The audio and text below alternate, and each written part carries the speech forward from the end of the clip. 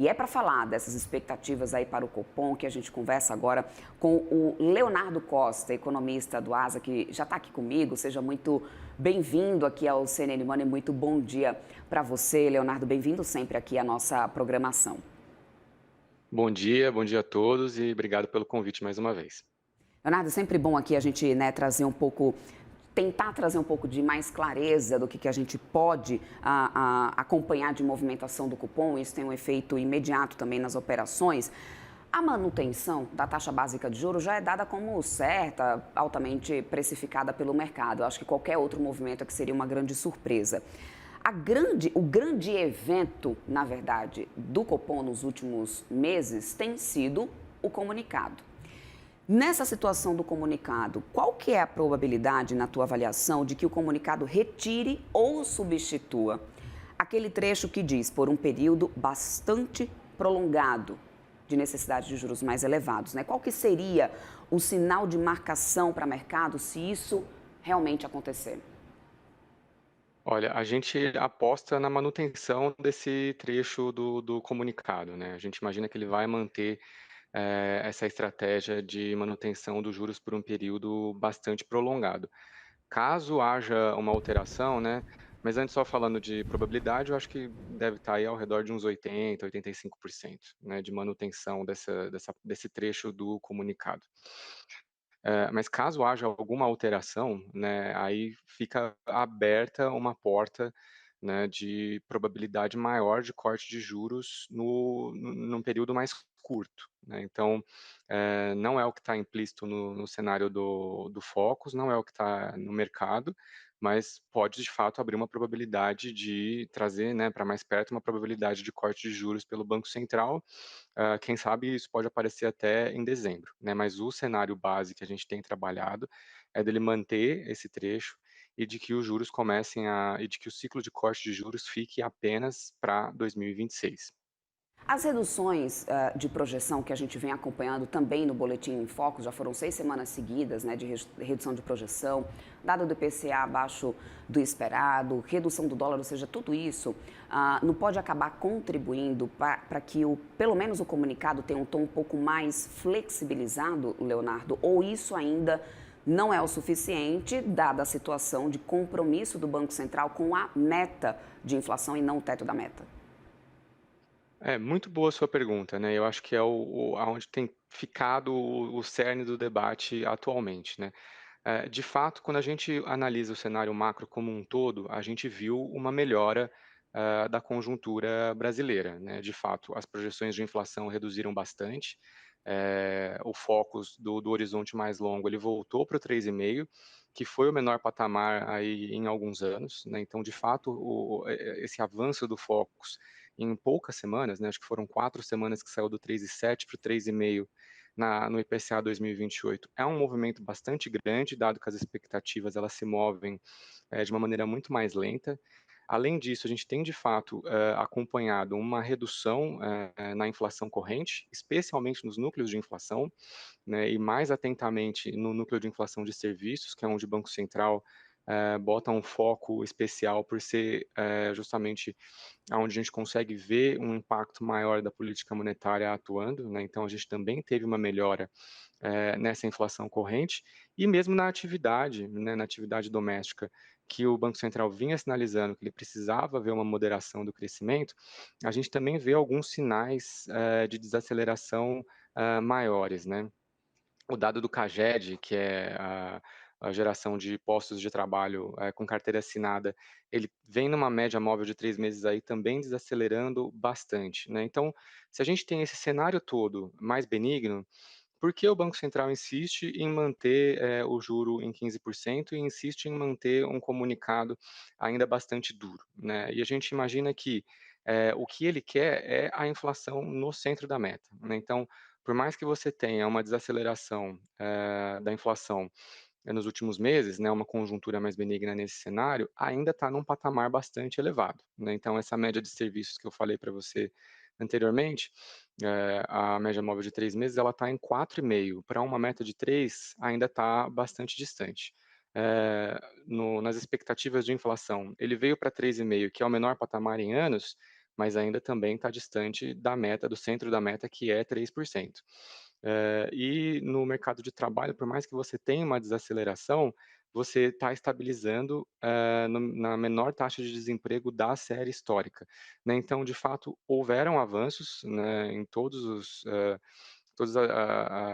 as partes do cenário que o Banco Central gostaria de que tivesse o avanço, mas, pelo que a gente tem visto nos últimos comunicados ou nas últimas apresentações dos membros do Banco Central, ainda é insuficiente, para a gente ter essa inflação na meta, então, por isso, a gente imagina que ele vai manter o discurso ainda mais duro. Vamos lá, né? Qual que é o risco, então, da gente ter, já que vocês estão aí com essa expectativa no ASA de que ele vai manter esse tom de comunicado mais hawkish, qualquer mudança agora nesse tom do comunicado, talvez também a retirada desse trecho, que alguns economistas acreditam nessa possibilidade, na visão de vocês, essa mudança de tom pode parecer muito brusca, dada essa situação, né, da inflação ainda longe do centro da meta? E aí isso poderia comprometer, dar um recado de comprometimento de credibilidade do Copom? Olha, eu imagino que essa questão da credibilidade, ela também deve estar num foco bem grande lá dentro, né, até porque a inflação desancorada, ela diz muito sobre a credibilidade do Banco Central, né, então se as apostas, dos agentes de mercado continuam colocando um prêmio em relação à meta, é porque a credibilidade ela tá afetada, né, então, eu acho que de fato eles têm tentado muito correr atrás dessa credibilidade, né, tentando mostrar para o mercado, estamos comprometidos com uma meta de 3%, queremos uma meta de 3%. Eu acho que isso aparece nas reduções recentes de projeção, mas ainda tem um prêmio e ainda tem, o que buscar aí pelos membros do Banco Central, né. Se essa parte do texto cair, né, pode ser que tenha alguma alteração no balanço como um todo, sim, né, mas a tendência, benigna em geral, pode não afetar tanto assim a credibilidade, né, dado que é um cenário que ele é móvel, né, ele vai sendo construído, e a gente tem de fato tido uma conjuntura, mais favorável, mas pode de fato, diminuir um pouco a intensidade dessa melhora que a gente tem visto nas últimas semanas. Leonardo, existe uma divisão muito grande, né, nas projeções em relação ao calendário previsto, né, pelos economistas, né, pelos analistas do mercado, quanto aos cortes de quando que de quando que o corte pode realmente começar. Tem gente que já vê possibilidade para janeiro, tem gente que vê para março, tem gente que vê, né, para um pouco depois ainda. Na sua visão, qual que é o cenário de corte, janeiro, março ou mais tarde, que hoje poderia estar mais alinhado com os textos do comunicado do Copom, né, e mantendo principalmente essa linha mais hawkish que é aguardada agora pelo ASA? Bom, perfeito. Acho que seguindo essa linha que a gente tem adotado, que é a mais hawkish mesmo, a gente imagina que o Banco Central vai começar a cortar apenas em março, né. E aí ali em março ele já vai ter, uma miríade de dados que vai ajudar bastante ele a definir, né, o ritmo de corte e provavelmente, aonde que ele vai chegar lá no final do ciclo de corte de juros, né. Então o que que a gente está imaginando? Lá no final do primeiro trimestre, ele já vai conseguir colher dados de uma inflação corrente ainda mais fraca, né, com sinais, um pouco mais contundentes de desaceleração da atividade doméstica. O relatório Focus, eu acho que ele tende a ir a reboque, né, então se essa inflação corrente de fato ficar, mais fraca, né, com um cenário de talvez um câmbio um pouco mais valorizado, né, um real mais valorizado, e com esses sinais de atividade mais fraca, pode ser que ele conquiste, uma inflação mais próxima do 3%, que é a meta dele, né. Quando a gente abre ali, né, o relatório Focus e vê as médias de 5 dias, tem outras médias ali que você consegue observar, dá para ver que pode ser que essa inflação mais longa, ela até ceda abaixo do 3,5 que tem sido, o patamar dos últimos anos, né. Então, tem algum benefício ainda para ele colher, ali, né, com esse discurso um pouco mais duro que a gente imagina que deva ser a estratégia, né. E aí chegando nesse final de terceiro trimestre com esses dados, mais favoráveis, a gente imagina que ele tende a cortar de uma maneira até mais rápida, né. A gente imagina que ele começa com um corte de 50 basis points, com 50 basis points, perdão, e ele pode avançar para um ritmo maior de 75, né, chegando a um patamar no ano que vem de 11,75, que está até abaixo do que o relatório Focus está indicando. Então, em linhas gerais, o que a gente está pensando no nosso cenário, né? Ele deve manter o juro num patamar mais elevado, um discurso mais endurecido, para quando ele começar a cortar, ele poder avançar num ritmo um pouco mais intenso e fazer um ciclo até maior do que o mercado está projetando. Então, o cenário que a gente tem aqui no ASA hoje é esse. Agora, Leonardo, a gente começa a ter, por parte do governo federal, uma pressão um pouco maior. Apesar da gente, se a gente for comparar, né, com a gestão anterior do Banco Central e a atual gestão, houve um alívio no tom das críticas à condição de política monetária. Eu acho que um trabalho muito bem executado pelo próprio Gabriel Galípolo, junto com técnicos ali da Fazenda, em que traz realmente a clareza da necessidade de ter um juros mais elevado para a condução de inflação à meta, né? Inclusive ontem, em entrevista que tive a oportunidade de bater um papo com o Christoph Garman da Eurasia Group, e ele mencionava no papo, né, junto comigo, sobre o quanto que traz um capital político importante para o governo ter uma inflação mais baixa, ter uma deflação de alimentos, né? Ou seja, ter esse ganho pelo outro lado. Então, juntando fatores, a gente sabe que houve realmente um alívio de tom de críticas, mas para essa reunião de compor especificamente, tivemos algumas manifestações. O ministro da Fazenda, Fernando Haddad, ontem chegou a dizer que, se fosse diretor do Banco Central, cortaria juros, porque juros reais a 10% são insustentáveis.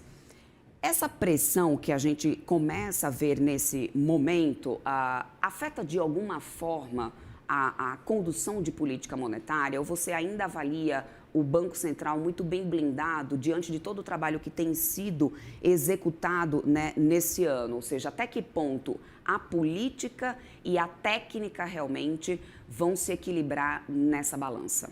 Principalmente que estamos em ano Olha, pré-eleição, né? exatamente. Acho que a sua pergunta é muito importante, né? E aí eu vou passar para você a impressão que a gente tem aqui no mercado.